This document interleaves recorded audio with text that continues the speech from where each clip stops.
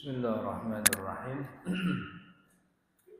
Assalamualaikum warahmatullahi wabarakatuh. Alhamdulillahi rabbil alamin. Nahmaduhu wa nasta'inuhu wa nastaghfiruh. Allahumma salli wa sallim wa barik ala sayyidina Muhammadin amma ba'du. Para jemaah Bapak Ibu yang dirahmati Allah, alhamdulillah kita bersyukur malam hari ini kita diberi nikmat oleh Allah sehingga bisa berkumpul, bisa bersilaturahmi, sekaligus juga bisa menunaikan salah satu kewajiban kita, yaitu sholat isya berjamaah. Kemudian dilanjut dengan ta'lim yang kita berharap kepada Allah mudah-mudahan apa yang kita pelajari jadi ilmu yang bermanfaat sekaligus jadi tambahan amal ibadah kita di akhirat. Amin ya rabbal alamin. Para jemaah Bapak Ibu yang dirahmati Allah, jadi malam hari ini yang harusnya kita baca lanjutan kitab Matan Takrib atau Matan Abi Syuja. Ini karena seminggu lagi Lebaran Haji, jadi malam hari ini kita khususkan untuk kalau bahasa anak sekarang all you can ask. Semua hal yang mau ditanyain silahkan, soal mobil khusus soal kurban. Tapi sebelum buka pertanyaan kita awali dulu dengan keterangan bahwa yang namanya kurban itu bukan cuma ibadah, tapi Allah jadikan kurban itu sebagai syiar. Syiar itu kalau bahasa Arab artinya alam, sesuatu yang dengan itu orang tahu itu apa begitu. Syiar itu adalah sesuatu yang dengan itu yang menjadi identitas. Salah satu contohnya azan. Satu kampung tuh biar dikata kampungnya orang Islam, itu kalau datang waktu sholat tuh mesti ada azannya. Sebab azan tuh syiar, tanda. Kalau datang waktu sholat kagak ada azannya, kagak ada tandanya bahwa itu kampung muslim. Sebab mau nyebut kampung Islam kan tandanya kagak ada. Kan ya? Kayak kita ini di jalanan tahu mana polisi, mana bukan polisi kan ada tandanya. Dia pakai baju coklat, pakai topi kan begitu. Orang Islam tuh tandanya yang mampu kalau Idul Adha dia melakukan syiar Allah. Syiar Allah kalau Idul Adha bagi orang yang tidak berhaji ya kurban. Syiar. Jadi dia bukan cuma ibadah tapi syiar. Maka karena ini syiar, bukan cuma diusahakan tapi juga diwariskan. Diwariskan itu artinya diajarin ke anak-anak, dikenalin bahwa ini ada tradisi, ada ada ritual kurban begitu. Paginya ada sholatnya, siangnya nyembelih hewan kurban. Setelah itu dagingnya dibagi-bagikan gitu. Dan ini bukan sembelihan biasa tapi sembelihan sebagai syiar, simbol agama. Nah, kita jangan sampai nanti bahwa karena kita merasa ini bukan tugas kita, kemudian kita abai terhadap Lebaran Haji, terhadap kurban. Apalagi Idul Adha tahun ini hari Senin, kan ya? Terus saya dengar ditambah hari Selasa tuh tanggal merah juga, cuti bersama katanya. Artinya kita libur dari hari Jumat, Sabtu, Minggu, Senin, Selasa, 5 hari. Ini jalan-jalan ke Bali bisa ini. Iya, ke Bali, nginep di puncak 2 villa bisa gitu kan ya. 5 hari. Udahlah urusan kurban mah ada pengurus masjid. Ini kan begitu. Akhirnya anak-anak kita nggak kenal ada tradisi kurban. Kalau kampung sudah tidak ada syiarnya, lama-lama itu Islam bisa hilang. Sebagaimana apa yang terjadi di Cordoba. Cordoba. Cordoba itu masjid terbesar waktu zaman peradaban Islam masih tinggi di Cordoba. Orang Cordoba tuh kalau cerita dulu tuh di sini nih ada masjid gede banget. Orang tiap hari bolak-balik ke sini buat sholat jamaah. Apalagi kalau hari Jumat, orang rame.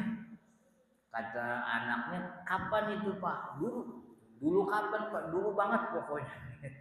Sekarang kemana? Sekarang udah kagak ada. Masjidnya jadi museum, orang Islamnya udah nggak ada. Allah menjamin Islam tetap ada sampai hari kiamat. Tapi Allah kagak jamin Islam ada di kampung kita selama-lamanya. Nggak ada jaminan Quran, jaminan hadis nih Islam bakal tetap ada di sini, kagak ada. Tapi Allah jamin Islam kagak bakal mati sampai hari kiamat. Tapi apakah ada jaminan Islam akan tetap ada di kampung kita 10-20 tahun yang akan datang? Kan nggak ada jaminan. Kita nih yang melestariin. Yang namanya Jumatan tuh syiar, azan tuh syiar, kemudian kurbannya syiar. Jangan sampai kejadian waktu tahun dulu, zaman ini saya cerita awal 2015 apa 2016 saya lupa, ada gerhana matahari pagi-pagi, gerhana matahari pagi, yang kemudian tuh nggak tahu kenapa, apa saya yang baru gede baru ngerasain, itu muncul semangat orang-orang bikin sholat gerhana gitu. Yang sejak saya gitu ya, saya nggak pernah ngalamin sholat gerhana. Belajar ya belajar, ngerti fikihnya, tahu hukumnya, tapi ngelaksainin belum pernah begitu. Sampai akhirnya 2015 atau 2016 sholat gerhana, saya diminta jadi khotib sekaligus imam begitu. Buat saya nggak ada masalah begitu. Tapi ketika datang itu momen-momen orang ingin melakukan sholat gerhana, di otak saya tuh saya punya memori itu bukan sholat gerhana, tapi di otak saya tuh dulu kalau terjadi gerhana, kita tuh suruh ngumpet di dalam rumah, pintu dikunci, kamar digembok, jendela ditutup. Betul apa enggak begitu? Zaman Soeharto kita dibego-begoin pakai TVRI begitu. Pokoknya nggak boleh ngeliat matahari, buta kan begitu. Terus kalau mau ngeliat matahari gimana? Make ember diisi air. Ngelihat mataharinya di ember gitu. Dulu kita punya orang tua, hampir kebanyakan rumah kita tuh orang-orang kita waktu itu di dapur tuh mesti ada genteng transparan gitu. Zaman dulu gitu ya. Jadi kita lihat matahari itu di belakang, di dapur tuh taruh ember, tuh diisi air tuh ngeliat matahari di situ. Kayak orang bego nungguin matahari gak lewat-lewat gitu. Itu yang ada di otak saya waktu itu. Loh, ada ya orang rame-rame sholat gerhana. Kirain nih sholat yang udah kagak dikerjain lagi. Cuman belajar doang di kitab nggak dikerjain. Rupanya ada. Nah jangan sampai anak-anak kita punya memori begitu.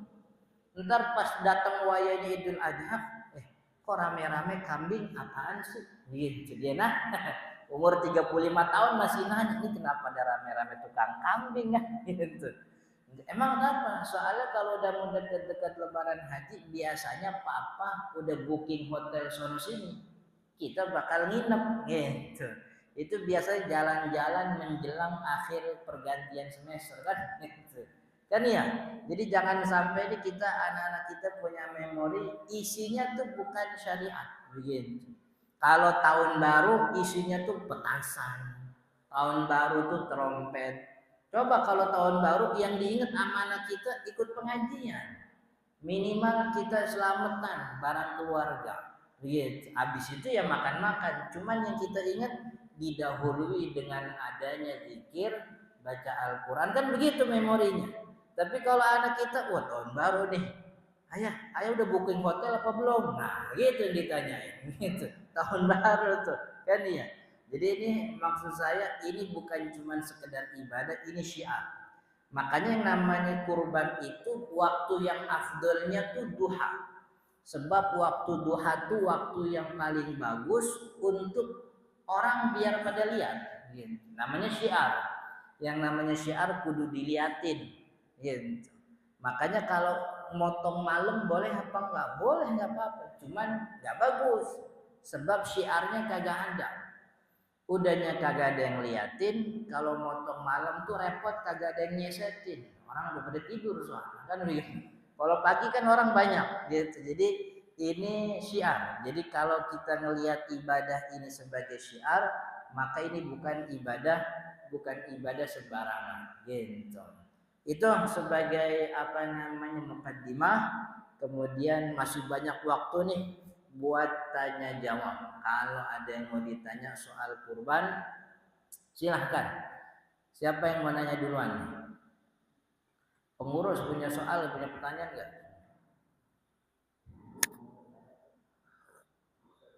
Saya mau tanyain ada dosa. Yang pertama amal soleh yang buat yang tidak bisa kurban, kira-kira amal apa? Yang kedua sebagai pengurus panitia kurban, mungkin ada yang mau pada saat kurban itu bisa nggak Ustaz? Dia kurban kambing tapi mintanya dengan sapi. Itu aja Ustaz. Assalamualaikum warahmatullahi wabarakatuh. Assalamualaikum warahmatullahi wabarakatuh. Pertama, bahwa Idul Adha itu kan terjadi di tanggal 10 bulan Dzulhijjah. Nah, tanggal 10 itu termasuk daripada 10 awal bulan Dzulhijjah. 10 awal bulan Dzulhijjah ini kata Nabi Muhammad adalah hari terbaik sepanjang masa. Jadi hari terbaik untuk beribadah yang mana ibadah di dalamnya itu berlipat-lipat pahalanya itu adalah 10 awal bulan Dzulhijjah. Tapi kalau malam yang mulia 10 akhir Ramadan. Tapi kalau hari yang mulia 10 awal bulan Dzulhijjah.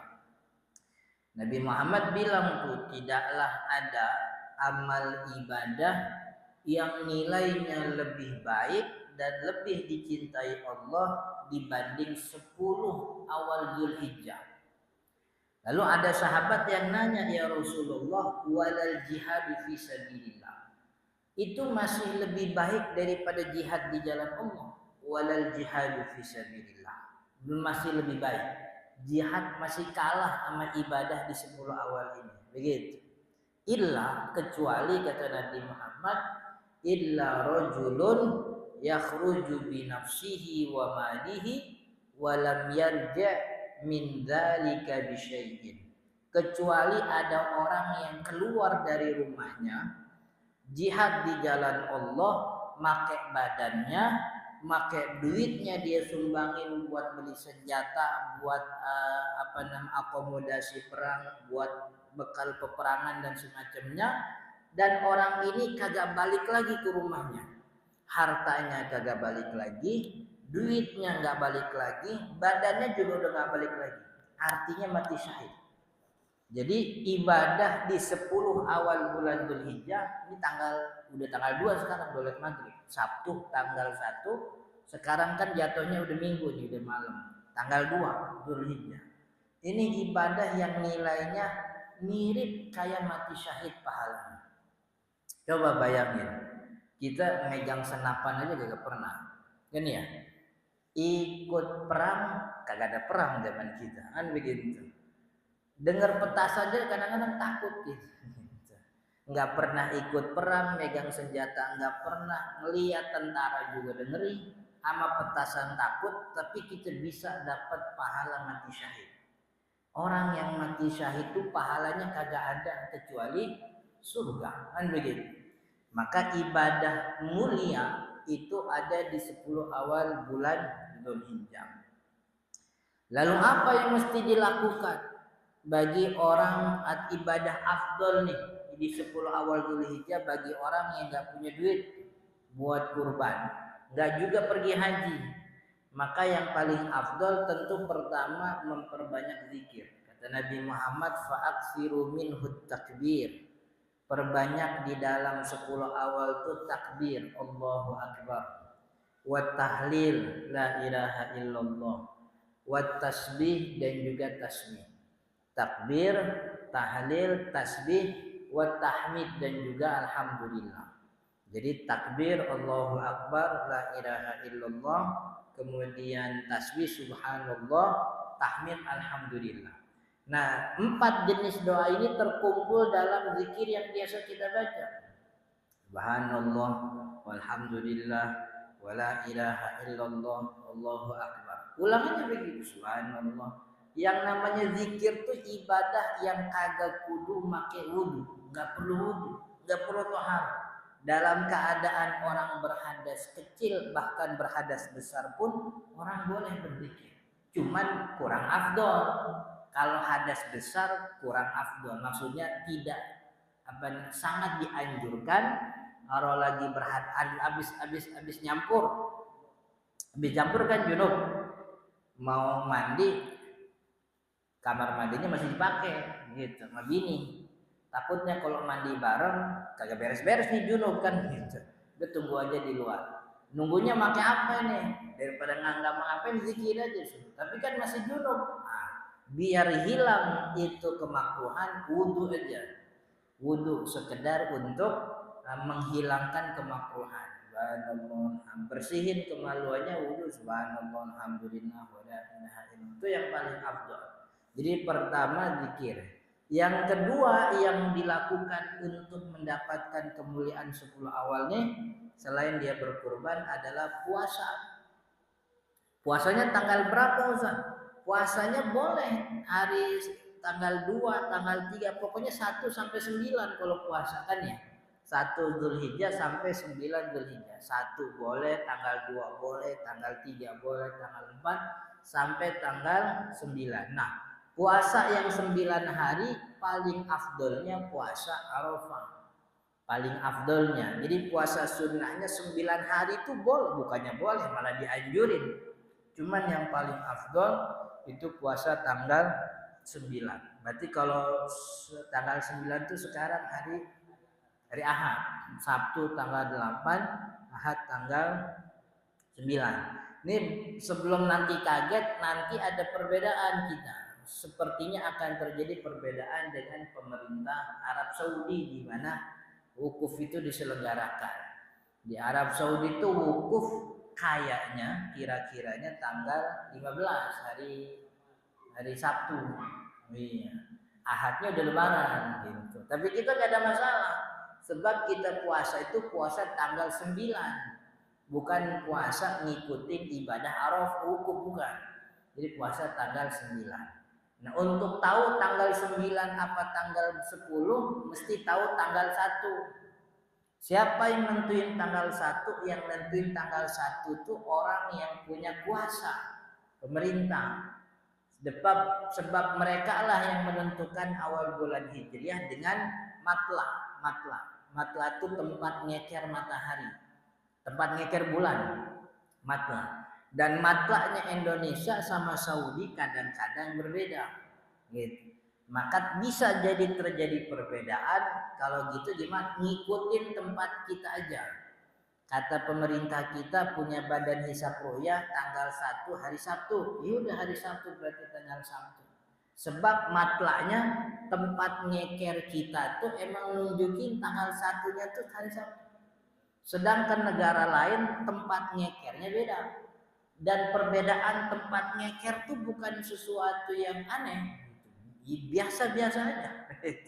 Orang di sini malam di sono masih sekarang jam berapa nih? Sekarang masih jam 5 di Arab Saudi. Jam orang baru bubar sholat asar kan ya. Kalau jemaah haji sekarang pada kagak pada pulang lagi ke hotel tuh, dia itikaf langsung sampai maghrib. Habis maghrib sampai isya. Habis isya baru dia jalan-jalan nyari tempat makan gitu. Yang punya duit, yang kagak punya duit mau ke hotel pulang makan. Yang kagak punya duit biasanya habis isya dia jalan-jalan tuh, nyari angin kalau kata orang kita. Jadi maksudnya bikin nanti ada perbedaan. Nah, kemudian setelah itu apa? Setelah puasa apa yang mesti dilakukan bagi yang tidak berkurban? Sama-sama mengagungkan syiar. Mengagungkan syiar itu bukan cuman nyembelih, tapi meramaikan ritual menyembelih juga bagian dari mengagungkan syiar. Ikut andil dalam misalnya pembagian dagingnya gitu. Atau minimal ya ikut bersih-bersih lah. Darahnya dikorekin, digali itu tanah buat ini. Yang penting kita punya andil dalam mengagungkan syiar Allah gitu. Jadi yang tidak berkurban tenang saja, dan supaya dan tentu harus ini ya, harus punya niat untuk berkurban gitu. Harus punya niat. Jadi jangan sampai niat kurban itu hilang. Sebab orang muslim itu jangankan kurban, niat kurbannya dapat pahala. Kan ya, pengen doang tuh dapat pahala. Maka perbanyaklah keinginan-keinginan baik. Sebab enaknya jadi orang muslim, keinginan baik itu jadi pahala. Ntar tahun depan nih gua kurban insya Allah. Begitu. Asal nyebutnya jangan make wallahi, jangan make janji. Kalau pakai kalimat janji, pakai kalimat wallahi nazar, jatuhnya jadi wajib itu. Takutnya pas tahun depan duit kagak ada. Udah nazar kagak punya duit, akhirnya ngutang. Yang dipinjemin kagak ada, adanya pay letter tak jadi. Kedua soal orang yang sembelihnya kambing, tapi maunya daging sapi, boleh, nggak ada masalah. Sebabkan setelah disembelih itu selesai ibadah kurban. Setelah selesai ibadah kurban, maka tinggal ibadah sosial. Ibadah sosial itu ya bagi-bagi. Maka siapapun orang muslim terdekat dari tempat penyembelihan, dia boleh dapat daging kurban. Entah dapatnya daging sapi, entah dapatnya daging kambing. Tapi kalau dia milihnya daging sapi juga nggak ada masalah. Gitu. Jadi kita bawanya kambing, nyembelih kambing. Tapi kita minta daging sapi, nggak ada masalah. Gitu. Tidak ada.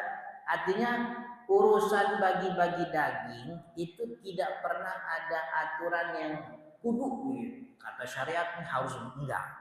Kecuali kurban yang wajib. Kalau kurban yang sunnah terserah. Begitu. Kurban yang sunnah terserah. Itu sekambing, satu kambing itu utuh mau dibagi buat si pekurban sama keluarganya, biarin. Gitu. Diminta begitu sama keluarganya, kasih. Ya paling kan ditandain sama orang, keluarga pelit tuh, gitu kan ya. Paling nggak pantas. Cuman kurbannya sah apa nggak sah? Sebab kalau udah ngalirin darah beres. Itu semuanya. Atau dibagi setengah. Di kambing itu setengah buat gua, setengah terserah buat gua. Nggak apa-apa. Atau dibagi sepertiga buat dia, sepertiga buat terserah. Jadi tidak ada aturan baku dan yang harus pada ibadah kurban sunnah. Kalau kurban wajib ada aturan baku. Kurban wajib tuh kurban nazar, kurban wasiat orang meninggal, itu kan kurban wajib. Itu tidak boleh diberikan kecuali kepada fakir miskin, semuanya. Panitia kagak boleh dapat, keluarganya kagak boleh dapat, keluarga yang kurban. Kalau kurbannya wajib. Kemudian siapa lagi? Pokoknya semuanya fakir miskin, buat sedekah begitu.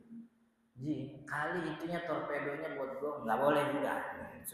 Nggak boleh nawar-nawar gitu. Pokoknya kalau kurbannya wajib. Tapi kalau kurbannya sunnah bebas saja.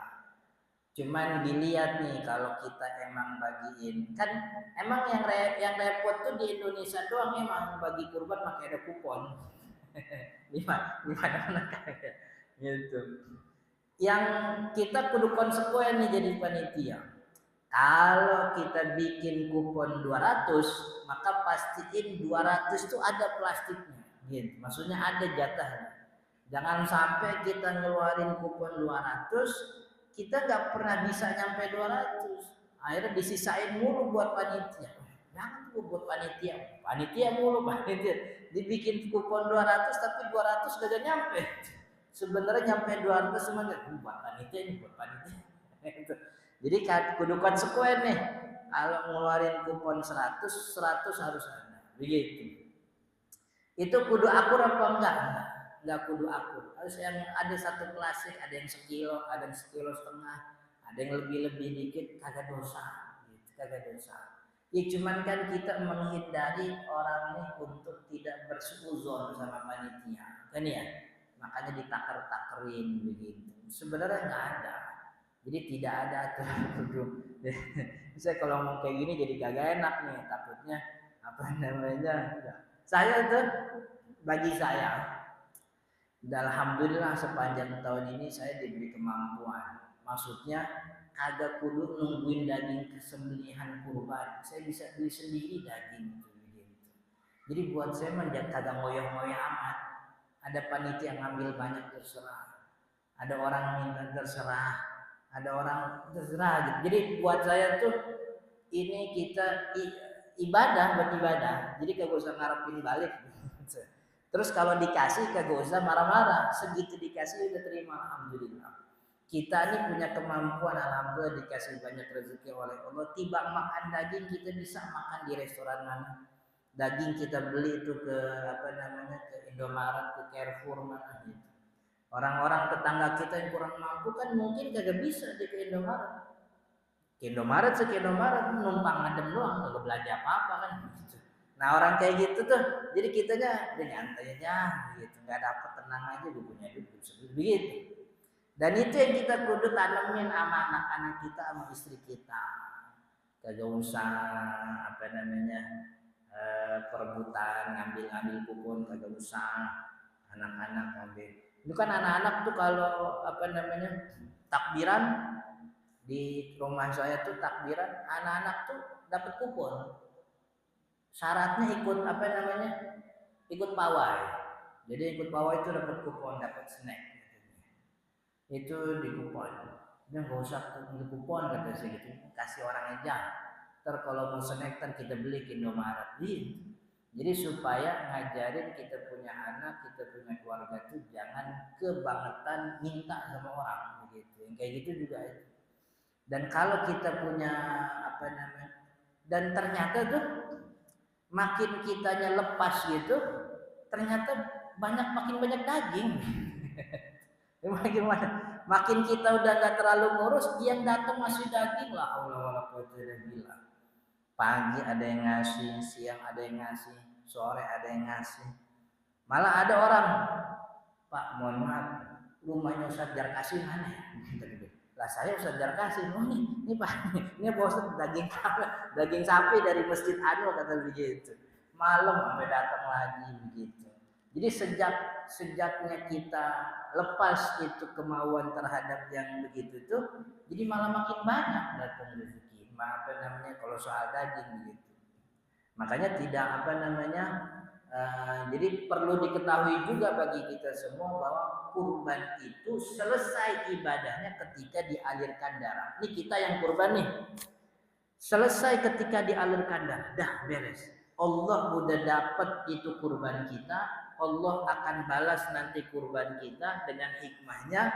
Urusan ini kambing, ini sapi dimakan sama panitia.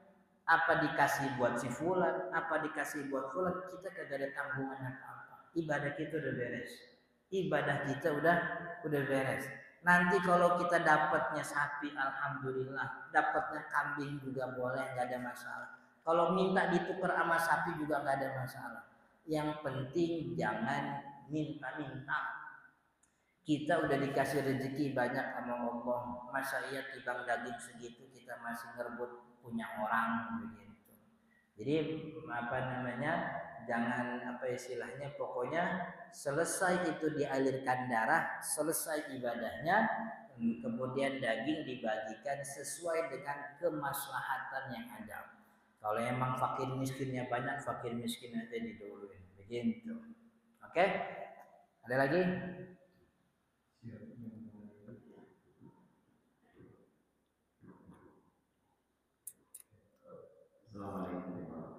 Assalamualaikum warahmatullahi Secara apa sih kewajiban panitia? Apa yang tidak mau dilakukan untuk orang apa yang dihindari untuk panitia? Itu tak. Assalamualaikum warahmatullahi wabarakatuh. Jadi ini pertanyaan yang lumayan susah nih. Soalnya panitia di kitab fikih kagak ada tuh.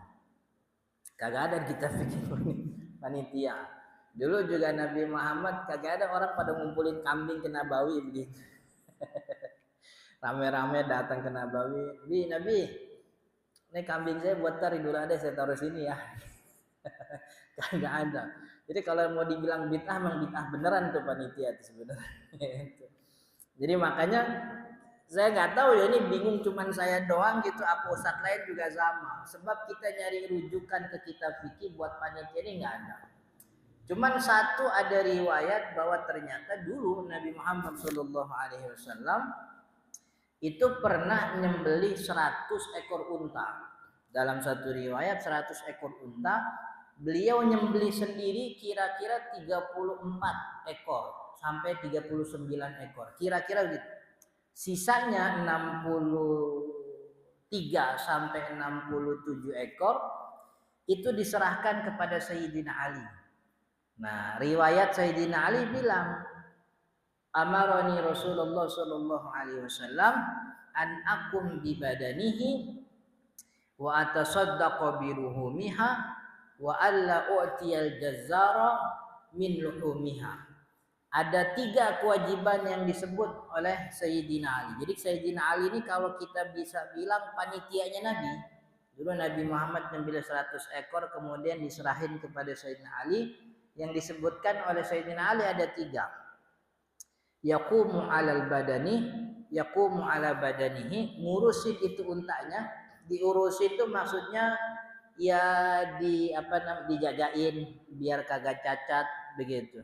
Kemudian disedekahkan kulitnya, artinya jangan sampai dagingnya doang yang disedekahin tapi kulitnya dijual, nggak boleh kan gitu. Disedekahin kulit daging beserta kulitnya. Dan yang ketiga, Nabi ngelarang saya ngasih tukang jagal pakai daging gitu.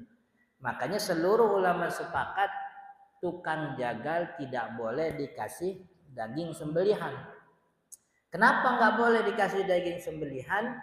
Untuk tidak terkesan bahwa daging ini jadi alat bayar jasa potongnya. Kata Sayyidina Ali, nu'tihi min indina la min luhumihi. Kita kasih tukang jagal pakai duit kita tapi bukan dari dagingnya. Maka kalau tukang jagal dikasih daging tok, itu daging itu seakan-akan jadi alat tukar. Jasa, lu motong sekian, gue kasih sekian kilo, kan begitu. Maka untuk menghindari adanya jual beli jasa dengan daging kurban, tukang jagal dikasih duit.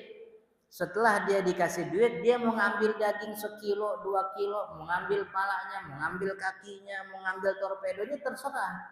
Sebab indikasi jual belinya udah nggak ada. Indikasi jual belinya sudah selesai dengan uang. Setelah itu dia ngambil daging boleh. Ya dia kan sama-sama orang muslim.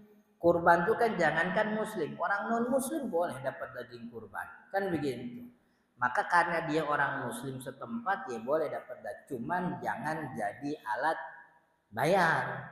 Jadi sebelum dia ngambil daging, dia sudah dapat duit sebagai alat bayar. Jadi panitia matibang pertama ngurusin, jagain itu sembelihan supaya tidak terjadi cacat-cacat yang menyebabkan jadi batal sembelihan. Sebab kan sembelihan kurban sama orang motong biasa kan beda. Ada kambing pincang nih, kata yang punya, daripada pincang kesian itu sembelih aja buat jadi lauk. Boleh apa enggak? Boleh. Tapi kalau kurban pincang boleh apa enggak? Enggak boleh, cacat. Jangan pincang nih kupingnya sobek nih kagak boleh. Kupingnya sobek, kagak boleh, itu cacat itu jatuhnya. Maka itu sekecil apapun cacat dijaga. Itu yang pertama diurusin. Kemudian yang kedua disedekahkan. Artinya panitia itu yang juga punya kewajiban punya tugas mensedekahkan gitu. Jadi itu panitia. Nah, kalau soal panitia makan atau dapat jatah, saya dari dulu tuh nggak pernah masalah ya sama panitia itu. Maksudnya dia mau ngambil 1 plastik. Sebab larangan yang ada itu larangan kepada tukang jagal.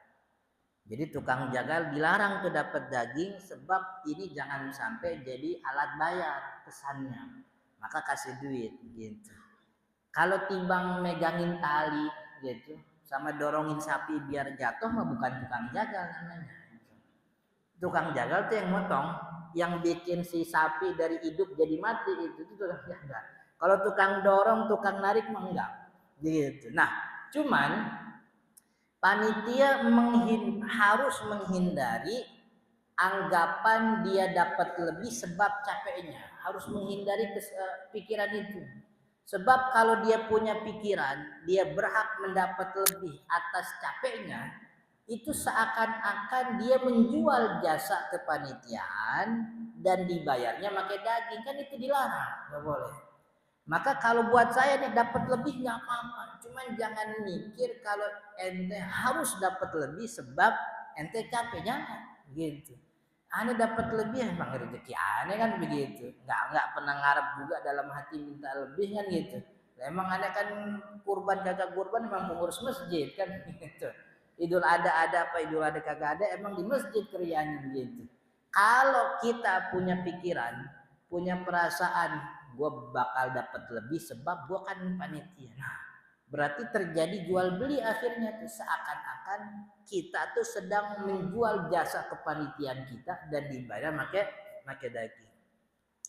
Ini dengan kondisi si pekurban tibang narok doang, gitu. Tibang narok aja, kagak ngasih. Tapi kalau si pekurban ngasih duit, misal di sini ada gak biaya? Ada berapa? Kambing berapa? Nah, kalau ada gitu sih udah nggak ada masalah tuh. Sebab ngambil lebihnya tidak ada indikasi jual beli jasa. Sebab jasanya tuh sudah dibeli pakai duit biaya itu 100.000. Kambing 100.000, kalau sapi berapa? Ah, 1,5 berarti sudah hilang itu kekhawatiran untuk panitia boleh apa nggak boleh. Sebab jasa, kalau kita mau bilang nih, kalau saya dari dulu nggak pernah bilang panitia jual jasa. Saya bilangnya tuh panitia orang-orang yang membantu ibadah. Sama kayak kita sholat jamaah nih, ada yang gulungin karpet, ada yang nyapuin, ada yang vakum. Orang bantu ibadah. Ini kalau kan untuk menghindari kesan bahwa ada terjadi jual beli jasa, maka biaya itu tuh sudah menghilangkan itu. Jadi biaya yang dibayar sama si pekurban itu sama saja sudah membuat si panitia halal terhadap daging sembelihan. Mau seplastik, 2 plastik, bahkan mau 1 ekor juga nggak ada masalah. Begitu. Dan memang si pekurban itu harus dipahamkan bahwa kurban itu selesai ketika dialirkan darah. Kurban selesai ketika dialirkan darah. Cuman masalahnya kita orang muslim ini menang groyokan doang. Menang banyaknya doang. Mengaji mau pada ogah. Ngaji ogah ke masjid jarang, sama ustad gede banget gitu. Ngelihat ustad bawa motor, ya ustad miskin begitu bagaimana ada yang mau ngikutin gitu. Ngelihat ustad bawa mobil katanya matre gitu. Susah emang. Jadi menang. Coba di antara kita nih siapa yang belajar fikih haji kecuali pas manasik doang. Dan ya, nggak pernah nyampe tuh bab zakat belajar kita. Nggak pernah bahkan bab puasa kita nggak nyampe. Kita nyampe bab haji pas mau manasik. Sialnya banyak travel yang kalau manasik kagak ngajarin fikih haji. Yang diajarin tuh pakai baju begini. Nih ntar hari kesekian kita bajunya begini ya, gitu. Ntar kalau masuk Masjidil Haram bawa plastik buat naruh sendal. Sendal itu yang diajarin tuh, gitu tuh. Jadi fikih ibadah itu. Akhirnya zakat mohon maaf begitu masih banyak pengurus masjid, pengurus mushola yang ngumpulin zakat tuh itu bagi jatah-jatah zakat kepada asatidnya. Padahal asatidnya bukan fakir miskin, bukan mustahik zakat. Begitu. Malah pas ngasih zakat ustadznya lagi manasin mobil depan rumahnya lagi. Wah, lagi manasin mobil dikasih zakat tuh kan kudunya malu itu. Kudunya gitu. Kan bukan fakir, bukan miskin. Begitu. Kalau fakir, kalau miskin ya boleh nggak apa-apa. Itu kelemahan kita.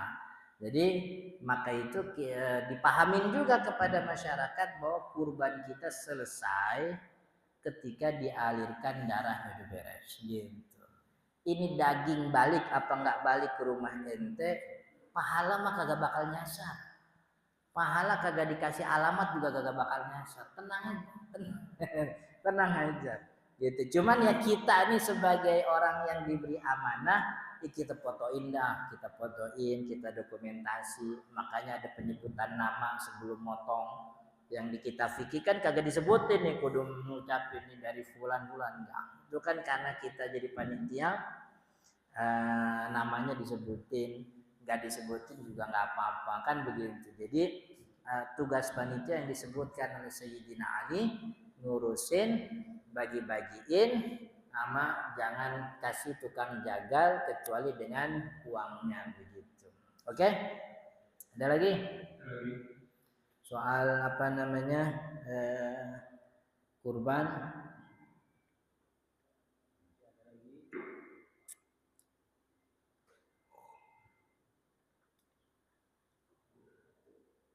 Assalamualaikum warahmatullahi wabarakatuh. Assalamualaikum warahmatullahi.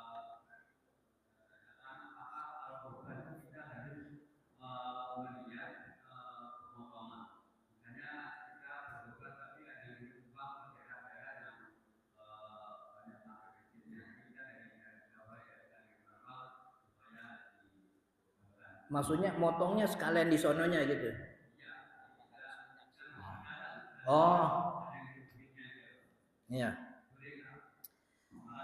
Jadi kalau kita di sini di Keranggan, tapi kita ditelepon sama orang kampung, katanya di sini belum ada yang kurban gitu.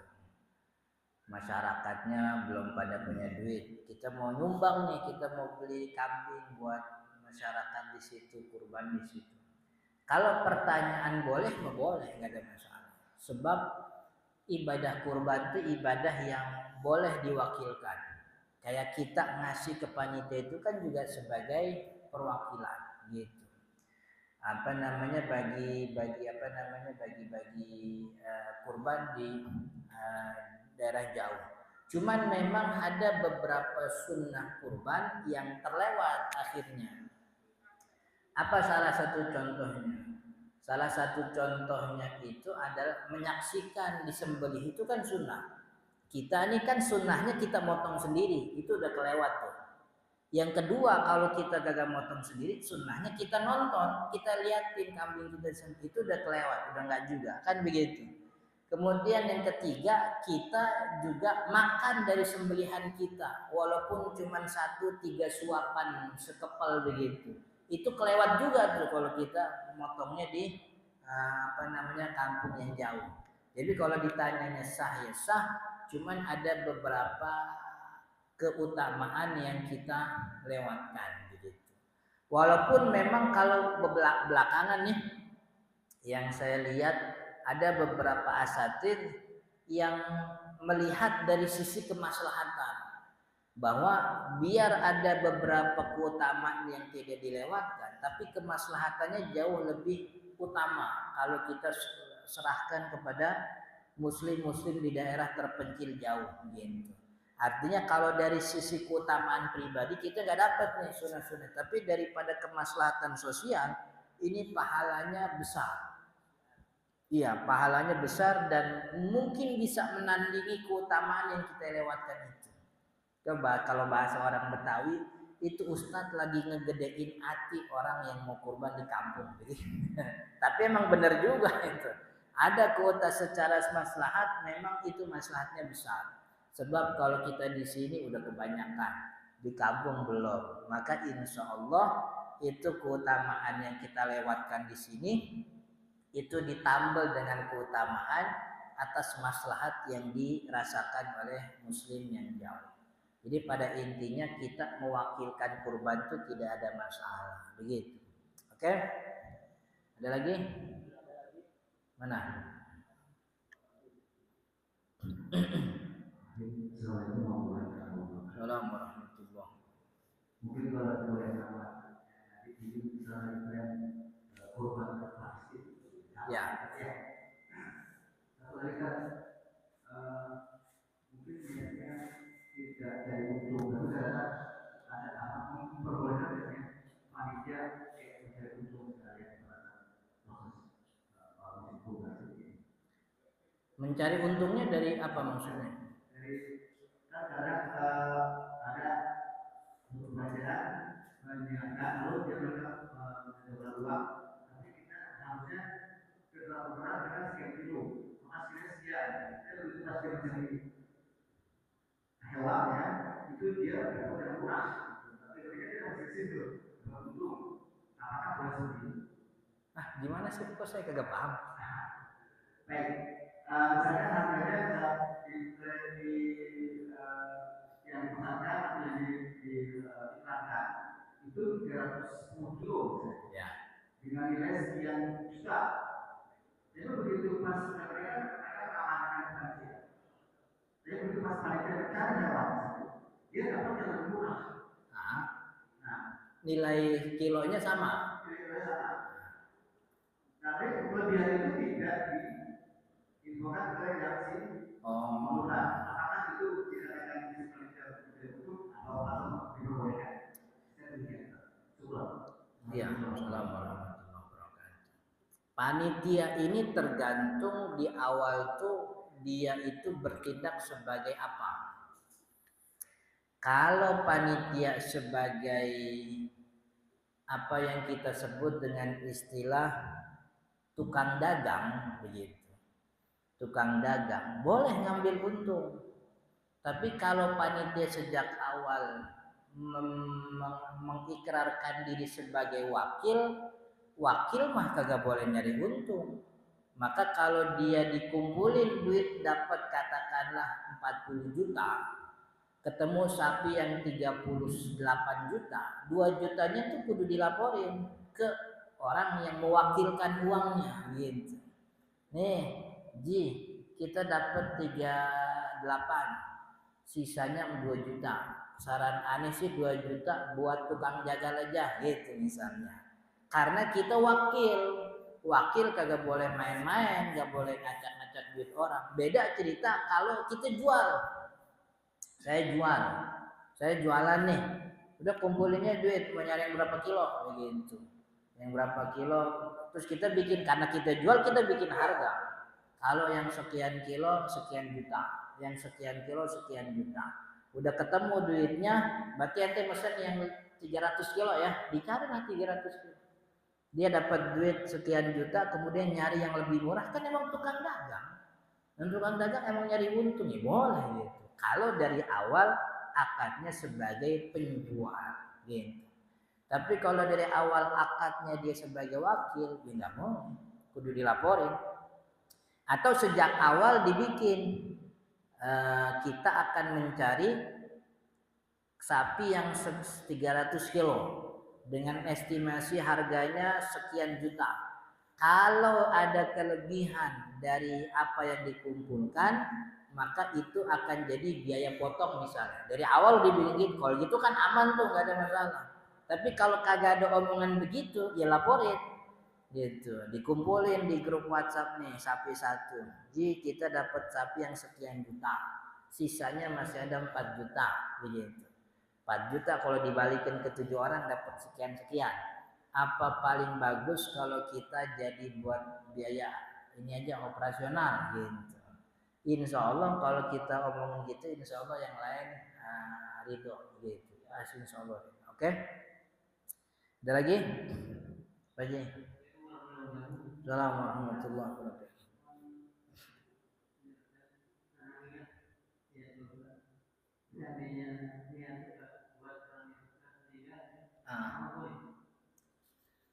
Jadi tadi dulu nih ya, saya kudu bedain. Ada orang yang berkurban atas nama dirinya. Kurban atas nama dirinya. Lalu dia dalam hati doa kepada ya Allah, mudah-mudahan dengan kurban saya, emak saya di kuburan terhindar dari siksa kubur, kan gitu. Diselamatkan, kemudian diberikan ampunan. Kayak gitu sama orang yang dari awal emang namain kurbannya emaknya yang udah meninggal. Itu beda tuh ya. Jadi dia kurban, katakanlah ada orang namanya Ruslan. Dia kurban atas nama diri Ruslan. Begitu. Lalu setelah dia kurban, dia doa kepada ya Allah, saya mohon dengan ibadah kurban saya, selamatkan anak saya, selamatkan istri saya, dan hindari orang tua saya dari siksa kubur. Selamatkan dia, masukkan dia ke dalam surga bersama orang-orang soleh. Kan gitu tuh. Ada yang emang dari awal ditanya, Ruslan, ini kambing atas nama siapa? Ini atas nama emak saya, Hajah Nurjana, udah meninggal orangnya, begitu. Itu kalau yang pertama Ruslan, atas nama Ruslan nggak ada soal tuh, sebab kambingnya atas nama dirinya. Gitu. Nah, kalau kambing sapi 1/7 atau sapi 1 ekor itu di atas namakan orang yang meninggal dunia, ini kata ulama, nih mazhab Syafi'i dulu ya. Kata mazhab Syafi'i, kurban atas nama orang yang meninggal itu tidak sah. Kenapa tidak sah? Sebab kurban itu ibadah yang butuh niat. Kenapa ibadah kurban butuh niat? Sebab yang namanya nyembelih hewan itu jenisnya macam-macam. Ada kurban, ada akikah, ada bayar dam, kan begitu. Kemudian ada yang namanya nyembelih cuman buat makan doang. Karena banyak jenis yang dikerjakan dari satu pekerjaan yang sama, nyembelih kambing, nyembelih sapi, maka untuk kurban mesti diniatkan sebagai kurban, bukan buat makan, bukan buat akikah, bukan buat bayar dam. Niat, itu kenapa kurban butuh niat. Nah, yang namanya niat itu tidak bisa terjadi dari orang yang meninggal dunia. Maka kata ulama Syafi'i, nggak bisa kurban atas nama orang yang meninggal dunia. Kalaupun atas nama orang yang meninggal dunia, harus ada wasiat. Dulu sebelum meninggal dia wasiat. Ntar kalau gue meninggal, itu duit gue sisain buat beli kambing.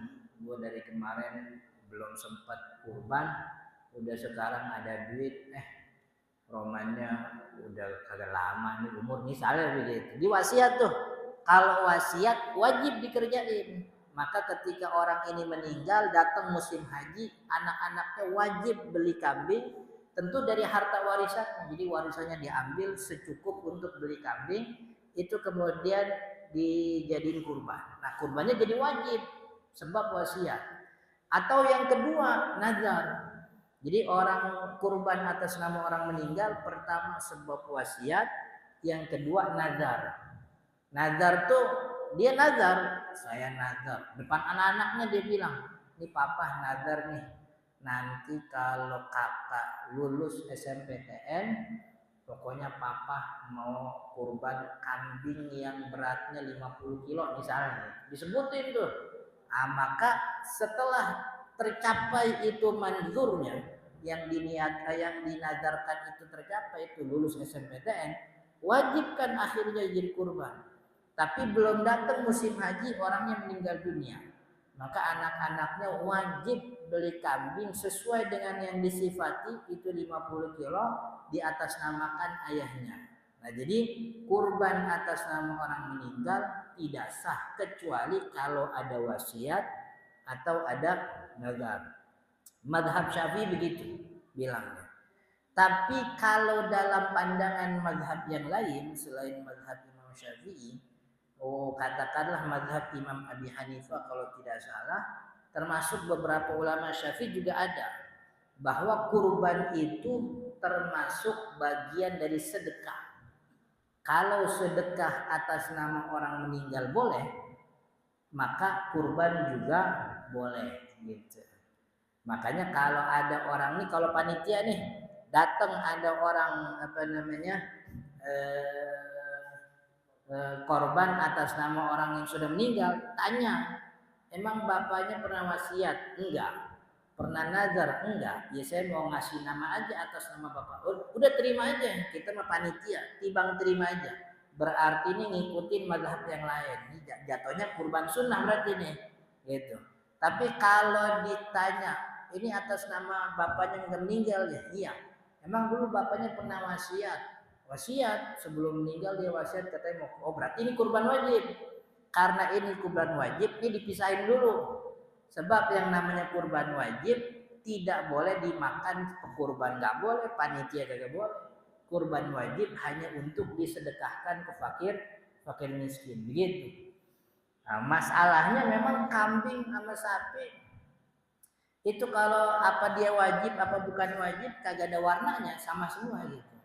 Kan kalau kambing wajib warnanya biru kayak Manchester City kan kita bisa bedain gampang tuh kan. Ini kagak ada warnanya nih. Makanya panitia kudu ngeh. Ini atas nama almarhum fulana. Mana orangnya nih yang ini anaknya? Ini emang pernah wasiat? Kagak.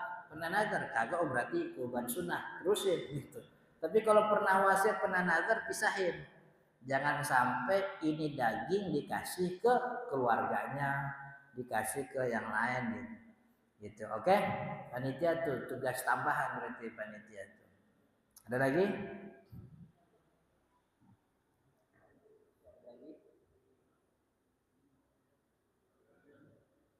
Udah.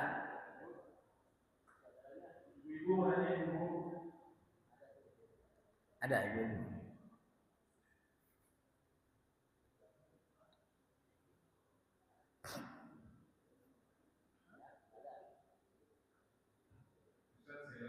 Ya. Kalau apa daging kurbannya nanti buat masak-masak buat ini kurban gimana? Pertanyaannya sama tuh kayak tadi, apakah boleh panitia dapat kan gitu. Kalau dari awal kan saya nggak pernah ada masalah kepada panitia, sebab panitia itu yang membantu dan yang dilarang itu tukang jaga gitu ya. Dan yang dipermasalahkan oleh banyak orang itu kan seakan-akan panitia itu mendapat lebih sebab capeknya. Jadi kayak jual beli. Nah, maka jual beli itu kan diputus itu anggapan itu dengan adanya uang administrasi. Maka kalau ada uang operasional selesai sudah. Jadi mau dimakan makan ibu emang kan bahasanya tuh wakulu minha wa'atimul qani awal mu'tar kan begitu. Malah kalau di Al-Qur'an tuh wakulu makan, suruh makan gitu wajib. Makanya ada ulama yang bilang orang kagak boleh terima penolak daging kurban. Kalau emang dikasih ambil, sebab Allah bilang wakulu minha, makan tuh daging sembelihan. Begitu. Wa'atimul qani awal mu'tar, dan kasih makanlah orang yang mampu, orang yang mu'tar, mampu, dan juga orang yang tidak mampu. Jadi nggak ada masalah. Pokoknya dipahamin itu kepada masyarakat bahwa kurban itu selesai ibadahnya ketika darahnya dialirkan. Selesai. Urusan bagi-baginya kagak rata, nggak ada urusan. Maksudnya kita pekurbannya tuh nggak ada beban. Gitu. Gua lihat kambing gua habis dipotong, di plastiknya beda-beda tuh.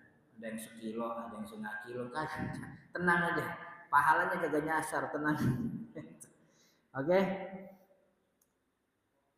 ada lagi?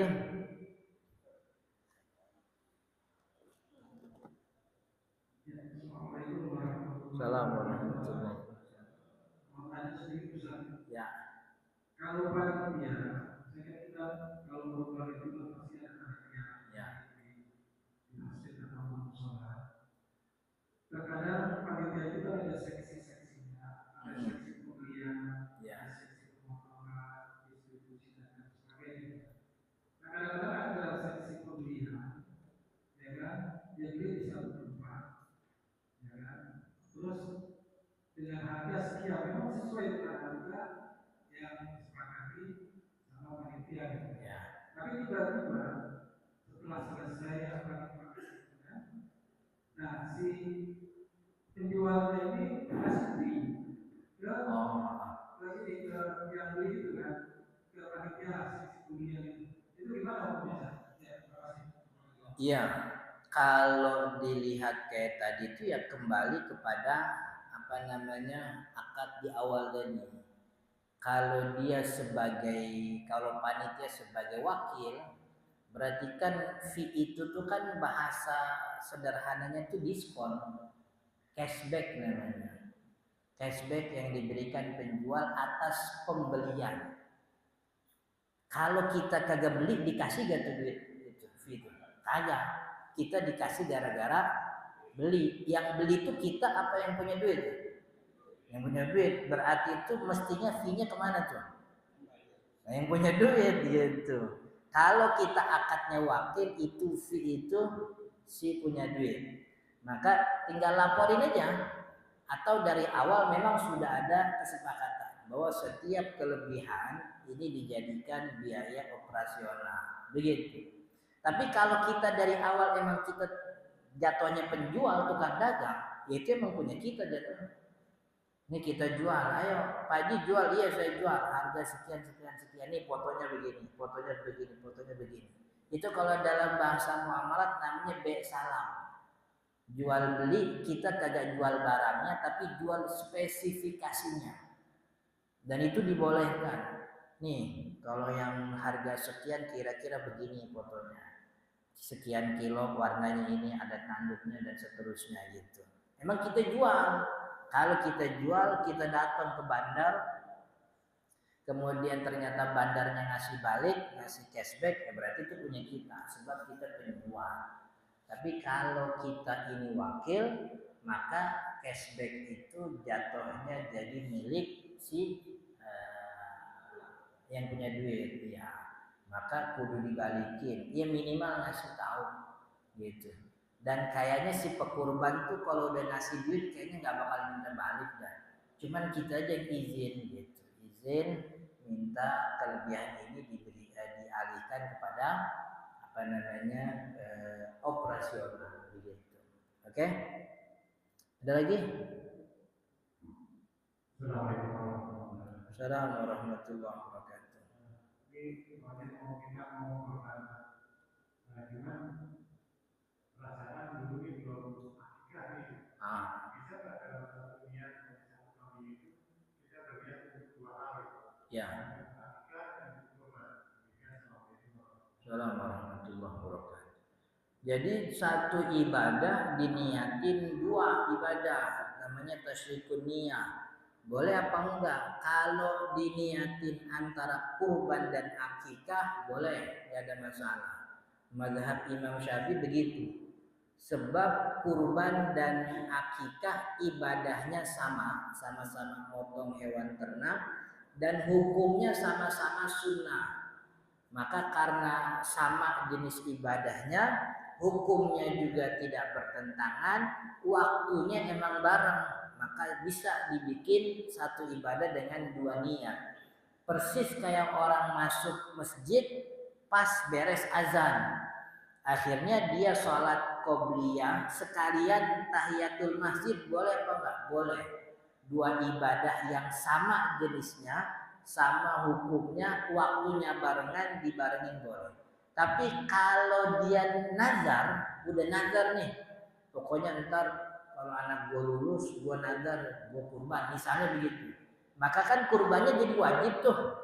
Sedangkan akikah sunnah. Kalau begini kagak bisa digabung, sebab kurbannya wajib. Tapi kalau kurbannya sunnah, kemudian apa namanya dia niat sekalian akikah, hukumnya boleh. Dan soal pembagian kurban sama akikah kagak ada bedanya, distribusi sama aja gitu. Nggak apa namanya kagak ada khusus. Cuman kan memang bentuk afdol. Akikah afdolnya ngasih matang, kan begitu. Kalau kurban afdolnya ngasihnya mentah, begitu doang bedanya. Cuman itu bukan keharusan gitu. Oke? Ada lagi? Ya. Ini terakhir bukan nih? Ada. Ayo. Saya ada 2 pertanyaan. Yang pertama, akikah kurban wajib. Ya. Itu kan harus dibagikan kepada fuqara dan masakin. Ya. Nah itu batas fuqara dan masakin itu seperti apa? Satu, yang kedua, mungkin pembagian kayak di lingkungan masyarakat kita ini kan ada non muslim, itu secara memberinya ke non muslim apa sama aja ke yang muslim bagaimana? Nah, caranya ya. Ya. Terima kasih. Assalamualaikum warahmatullahi wabarakatuh. Pertama, Yang pertama lupa antum apa? Oh iya, jadi fakir miskin itu standar zakat itu standar mustahik zakat. Fakir itu orang yang tidak punya apa-apa untuk menutupi kebutuhannya. Ini yang digambarkan dalam kitab-kitab. Miskin itu butuhnya 5, punyanya cuma 3. Itu namanya miskin. Tiap bulan butuh 5 juta menutupi kebutuhannya, tapi dia cuma penghasilan 2 juta. Itu miskin. Fakir butuhnya 5, 5-5-nya kagak ada. Kadang ada 5, kadang ada enggak pasti. Itu namanya fakir. Jadi kalau fakir blas kagak ada bisa menutupi kebutuhan, adanya seada-adanya doang begitu. Jadi kalau ada yang ngasih ya alhamdulillah, kalau enggak ada. Tapi kalau miskin masih punya, cuman kagak cukup gitu. Anak 3, istri 1, kebutuhan kira-kira sebulan 4 juta, tapi penghasilan cuma 2 juta. Sisanya apa? Sisanya ditahan-tahan aja biar cukup kan gitu. Itu namanya miskin. Jadi sederhananya seperti itu. Dan apa namanya? Kalau miskin pakai standar BPS tuh rendah banget itu. Itu bukan miskin, itu kayaknya jatuhnya fakir tuh, sebab miskinnya BPS itu kan sehari berpenghasilan berapa? 7.000 atau berapa gitu. Pokoknya standar miskin di kitab fikih itu begitu. Punya tapi kurang, kalau fakir butuh tapi gak punya. Dan kita kagak lihat dia punya rumah apa kagak punya rumah. Ya dia kan tanah rumah sendiri Ustaz. Ya dia punya rumah sendiri, cuman kalau duitnya kagak ada kan apa mau makanin tanah kan kagak kan begitu. Emang kagak punya. Jadi kagak dilihat rumah punya rumah apa kagak. Dia bisa gak menutupi kebutuhannya. Kan kita lihat nih kayaknya miskin soalnya apa namanya kelihatannya kerjanya kagak jelas begitu. Tapi alhamdulillah orangnya rajin, sholat mau ikut ngaji begitu. Nah itu standar fakir dan miskin. Kemudian soal non muslim, kan kalau boleh apa enggak dibagi kepada non muslim boleh, selama kurbannya sunnah tuh. Lalu gimana teknisnya? Teknisnya tuh tidak ada kepastian, maksudnya tidak ada kepastian tuh tidak ada aturan harus A, B, C, enggak. Disamain kayak orang muslim boleh, dilebihin nggak ada masalah, atau kurang dari kebanyakan orang-orang muslim juga gak ada. Jadi tidak ada aturan yang harus gimana.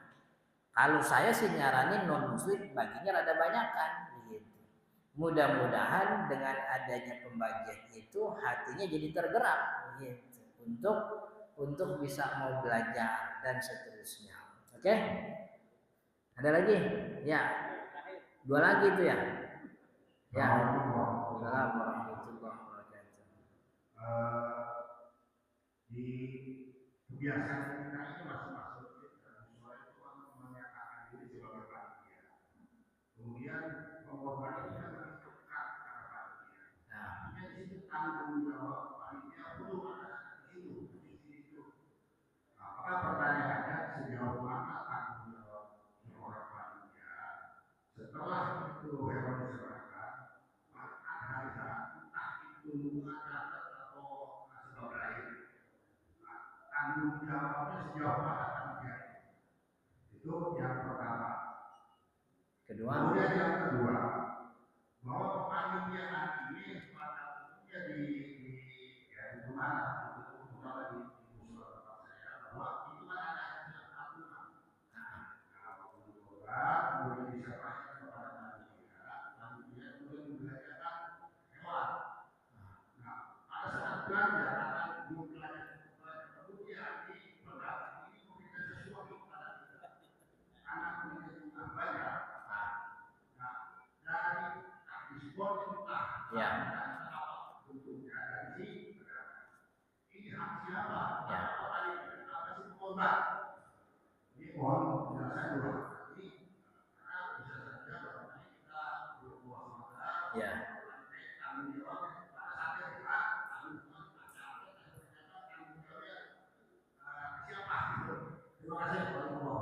Pertama, Waalaikumsalam warahmatullahi wabarakatuh. Pertama, panitia itu harus memastikan hewan yang dititipkan itu tidak ada cacat sampai hari penyembelihan. Gitu, harus memastikan dijaga. Kemudian yang kedua, panitia harus memastikan daging didistribusikan sesuai dengan ketentuan syariat. Maksudnya kalau kurban wajib kan kudu ke fakir miskin semuanya. Kalau kurban sunnah pastikan semuanya dibagikan secara baik begitu. Kemudian yang ketiga, jangan kasih tukang jagal daging, tapi kasih tukang jagal duit sebagai upah. Kalau mau ngasih daging setelah dikasih duit begitu. Kemudian yang keempat, panitia harus bisa membedakan mana kurban yang wajib, mana kurban yang sunnah. Dah, segitu tuh panitia. Kemudian kalau panitia ngumpulin duit, kemudian dia beli dapat diskon dari si pedagang, maka itu kembalinya ke siapa? Kembalinya kalau panitia sebagai wakil, karena si pekurban nitip, berarti itu duit beli juga bukan duit dia. Maka cashback yang diterima itu, diskon yang diterima itu adalah milik si pekurban, bukan panitia. Maka kudu dibalikinnya bisa ngasih info aja, ini kelebihannya ada sekian juta, apa saya mau kasih lagi, apa boleh gak diberikan untuk biaya operasional, gitu bilangnya gitu. Jadi sebab pembelian itu atas uangnya mereka, maka uang yang diberikan balik itu memang punya mereka gitu. harus dikembalikan atau minimal izin untuk dijadikan biaya operasional gitu ya.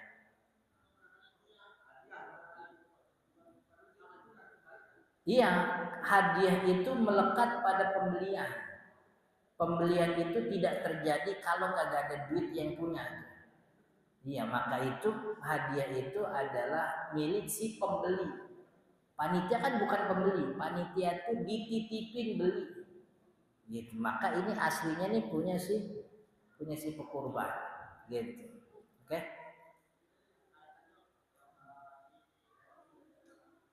Nah,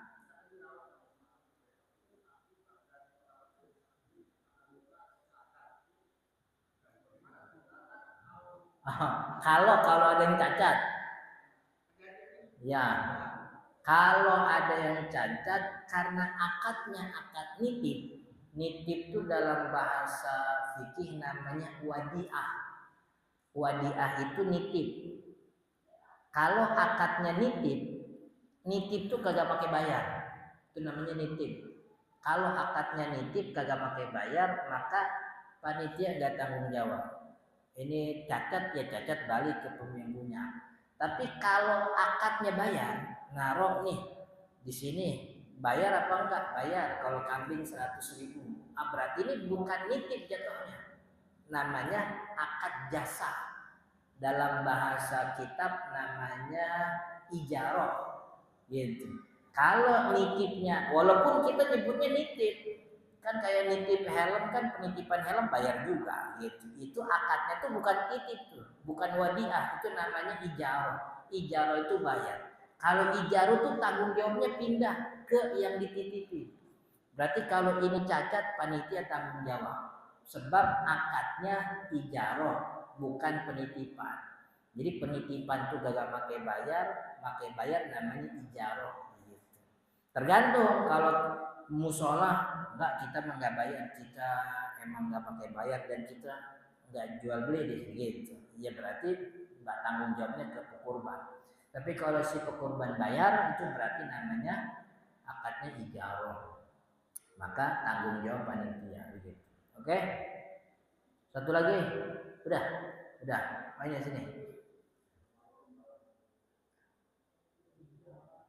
Assalamualaikum warahmatullahi wabarakatuh. Saya mau nanya, kalau kurban itu yang bagus itu pribadi atau patungan? Iya. Yang bagus itu yang gimana? Yang bagus. Jadi yang bagus kurban itu adalah yang banyak darah dialirkan. Yang paling bagus. Yang paling bagus tuh dari sisi ritual, yang paling bagus tuh yang paling banyak darah mengalir tuh yang paling bagus. Makanya kata Imam Syafi'i, orang kalau bisa beli 7 kambing atau 1 sapi, mending beli 7 kambing. Sebab ngalirin darahnya 7 kali gitu. Kalau beli sapi cuma sekali ngalirin darahnya gitu. Dan itu pun tidak lebih banyak dari 3-4 ekor kambing darah yang mengalir gitu. Dari sisi ritualnya begitu. Maka kalau kita punya 1 ekor kambing, itu darah yang dialirkan tuh buat kita doang tuh. Tapi kalau sapi yang patungan darahnya dibagi 7 gitu. Kan ya, darah yang ngalir tuh dibagi 7. Dari sisi ritual begitu. Tapi dari sisi kemaslahatan, yang paling baik kurban itu yang banyak manfaatnya. Dari sisi kemaslahatan, yaitu yang paling banyak manfaatnya, yang paling gede dagingnya. Gitu. Kalau kita di Indonesia, yang paling banyak dagingnya itu sapi. Kambing biarpun sendiri, kambing kita tuh kecil. Nggak kayak orang Jazirah tuh, kalau ulama nulis kitab kambing gede itu kan ya. Kita berdiri itu masih sepantaran kambing seperut kita, itu sedada kita malah gitu. Tapi kalau di sini kambingnya lumayan kecil, maka dari sisi maslahat lebih baik sapi walaupun patungan. Tapi dari sisi ritual lebih baik kambing karena aliran darahnya murni buat kita doang gitu. Gitu kan apa namanya? Jadi ya ini aja lah, sesuai mampunya lah. Kalau patungan sapi 3.800.000, aneh punya duit 3 juta, beli kambing aja dah gitu. Patungan apa, beli kambing yang sisa duit kambing yang ada cuma yang harga 5 juta. Patungan sapi 38 aja dah gitu. Jadi insya Allah kita mendapat keutamaan masing-masing gitu. Dan ingat, ada kaidah itu, kita itu salah satu kaidah yang umum, kita itu mendapat pahala sesuai dengan effort yang kita keluarin. Kita nih ngeluarin duit 3,8 juta buat patungan sapi, dapat keutamaan sapi begitu. Tapi mungkin dari sisi kita tuh punya duit ratusan juta, jadi ngeluarin 3,8 tuh ya enteng-enteng aja. Tapi ada orang yang bisa sampai 3,8 juta itu nabungnya setahun. Gitu. Dari tiap bulan makan dikurangin, ngopi dikurangin, ngerokok dikurangin, walaupun akhir minta sama temennya begitu, tapi dikurangin tuh. Itu kan ada usaha tuh. Itu effortnya lebih besar dibanding 3,8 juta si kaya begitu. Sebab si miskin ini untuk 3,8 juta tuh dia ngirit-ngirit gitu.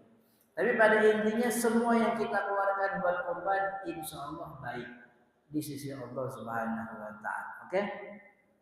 Sudah ya, kita baca Al-Fatihah.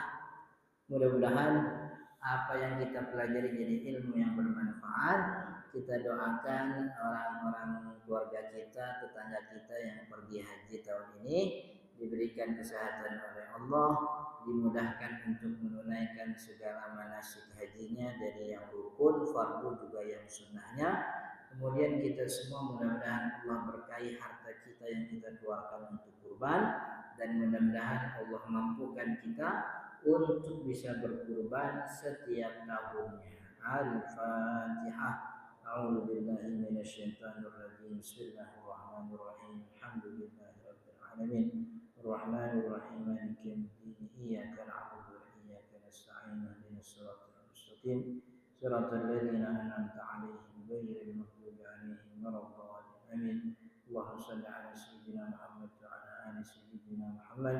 Allahumma ighfir lana dhunubana wa li walidina warhamhum kama rabbawna shighara. Allahumma anfa'na bima 'allamtana wa 'allimna ma yanfa'una warzuqna 'ilman nafi'an warzuqna fahman sahihan fid din ya rabbal alamin. Allahumma ij'al jam'ana hadza jam'an marhuma waj'al tafarruqana min ba'da ma'sumah. Sallallahu ala sayyidina Muhammadin wa ala alihi wasallam. Alhamdulillahi rabbil alamin. Assalamualaikum warahmatullahi wabarakatuh.